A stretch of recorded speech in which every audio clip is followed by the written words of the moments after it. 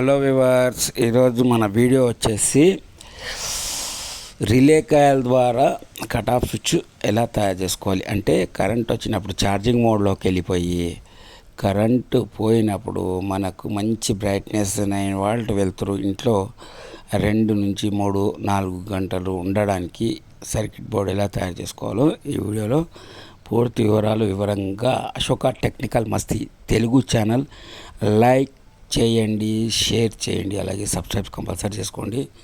మీకు మంచి మంచి వీడియోస్ నా ఛానల్లో వస్తాయి ఫ్రెండ్స్. మొత్తం పూర్తిగా నిజమే ఉంటుంది, అబద్ధం అనేది మాటనే ఉండదు.